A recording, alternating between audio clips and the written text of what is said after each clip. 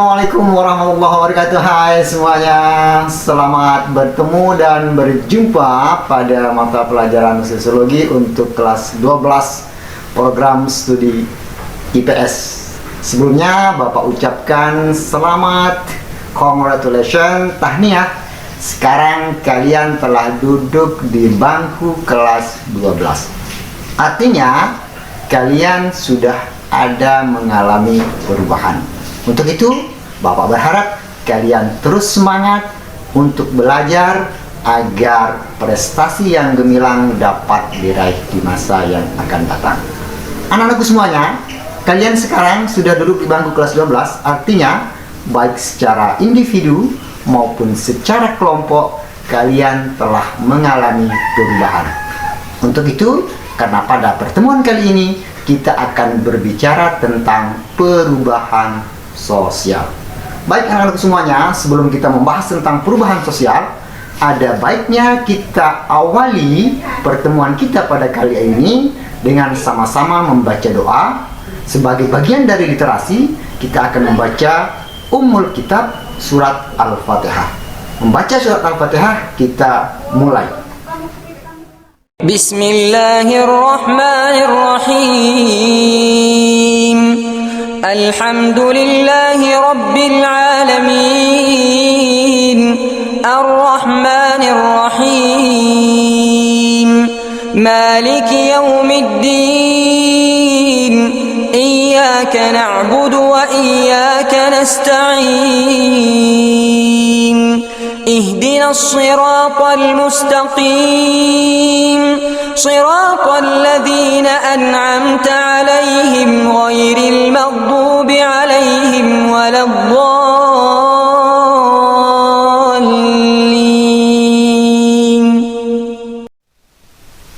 Baik anak-anakku semuanya, kita lanjut materi kita tentang definisi perubahan sosial. Apa sih definisi perubahan sosial? Sebelum kita bahas tentang definisi perubahan sosial, coba kita amati gambar-gambar di bawah ini.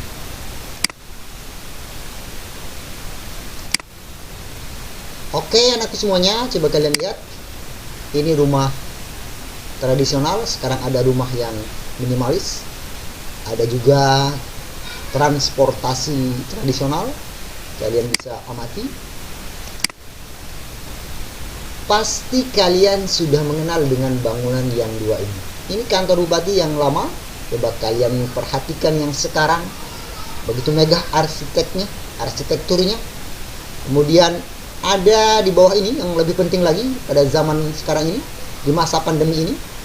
Dulu boleh berkerumunan, boleh berkumpul, tapi sekarang jangan ada kerumunan, jaga jarak, pakai masker, jaga keselamatan diri, jaga keselamatan orang lain. Kita punya tanggung jawab bersama pada masa pandemi ini sampai dengan normal kembali. Anak-anakku semuanya, individu yang berada dalam masyarakat selalu mengalami perubahan dari waktu ke waktu mengikuti perkembangan zaman. Hal ini menunjukkan bahwa kehidupan sosial bersifat dinamis.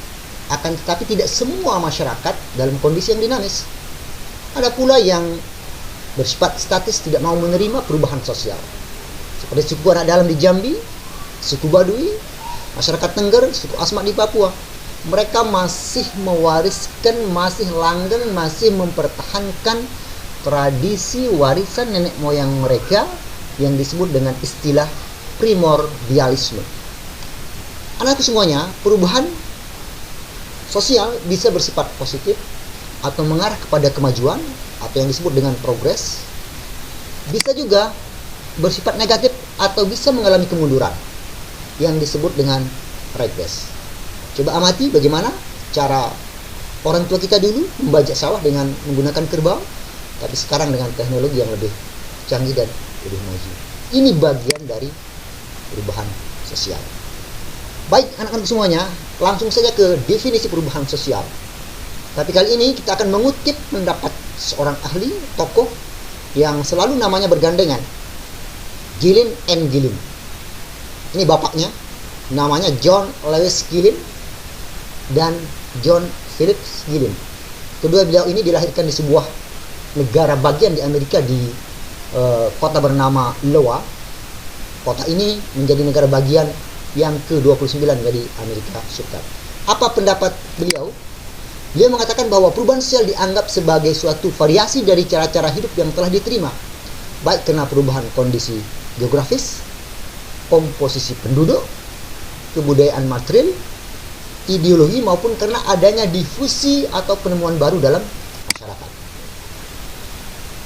Kalau kita analisa, ada beberapa poin yang penting dalam pendapat Gillin and Gillin tentang perubahan sosial. Pertama, berdasarkan kondisi geografis.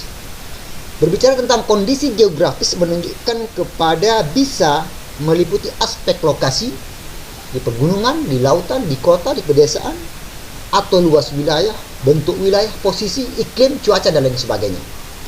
Kemudian yang kedua, tentang komposisi penduduk. Berkenaan dengan bisa jumlah penduduk, jenis kelamin, umur, tenaga kerja yang produktif atau yang tidak produktif. Bisa juga berkaitan dengan pertambahan penduduk. Bisa karena angka kelahiran yang disebut dengan natalitas. Bisa karena kematian, itu berkurangnya penduduk yang disebut dengan mortalitas. Atau juga komposisi penduduk itu bisa berubah dinamis apabila terjadi urbanisasi, perpindahan penduduk desa ke kota, maupun sebaliknya penduduk kota yang pindah atau beralih ke desa yang disebut dengan ruralisasi. Selanjutnya ada yang disebut dengan perubahan sosial itu apabila terjadi pada kebudayaan material.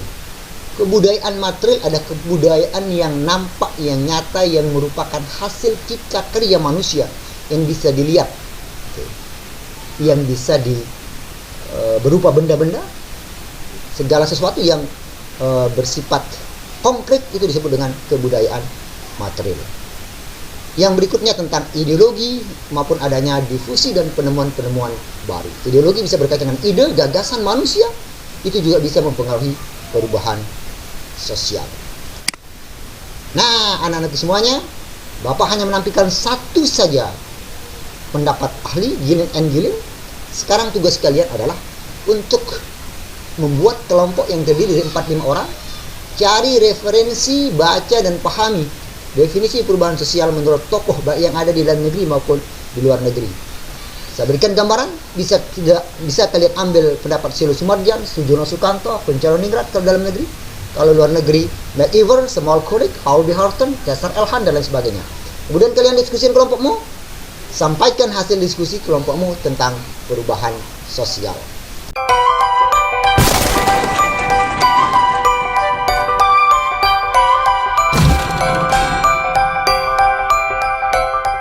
Selanjutnya kita akan bahas tentang faktor-faktor yang mempengaruhi perubahan sosial. Ada 3. Pertama, faktor penyebab perubahan sosial. Yang kedua, faktor pendorong perubahan sosial. Lalu yang ketiga adalah faktor yang menghambat perubahan sosial. Tapi kali ini kita akan membahas faktor penyebab perubahan sosial. Ada 2 faktor yang menyebabkan terjadinya perubahan sosial. Pertama, perubahan yang terjadi dalam masyarakat itu sendiri. Lalu yang kedua adalah perubahan yang terjadi dari luar masyarakat. Anak-anakku semuanya, baiklah, perubahan yang terjadi dalam masyarakat itu karena 3 hal. Pertama, berkembangnya ilmu pengetahuan. Yang kedua, jumlah penduduk. Lalu yang ketiga adalah terjadinya pertentangan dan pemberontakan. Selanjutnya, perubahan yang terjadi dari luar masyarakat itu juga disebabkan oleh 3 hal. Pertama, adanya pengaruh dari kebudayaan lain, bisa karena asimilasi, bisa karena akulturasi ataupun sintesis. Lalu yang kedua adalah karena terjadi peperangan. Dan yang ketiga adalah terjadinya bencana alam. Anakku semuanya, Dari berbagai macam pembahasan dapat kita simpulkan bahwa kehidupan sosial itu bersifat dinamis, artinya akan terjadi perubahan di tengah-tengah masyarakat. Kata bijaknya adalah, rahasia perubahan adalah pusatkan semua energi bukan untuk melawan yang lama, tetapi untuk membangun yang baru. Terakhir anak-anakku, tugas individu, kalau tadi saya kasih tugas kelompok, sekarang tugas individunya adalah kalian amati perubahan sosial yang ada di sekitarmu, kemudian analisis faktor-faktor apa saja yang paling dominan yang mempengaruhinya. Baik, kita akhiri. Semoga pertemuan kali ini kita memberikan manfaat dengan sama-sama kita mengucapkan Alhamdulillah. Alhamdulillahirabbil alamin. Wassalamualaikum warahmatullahi wabarakatuh. Dan sampai jumpa.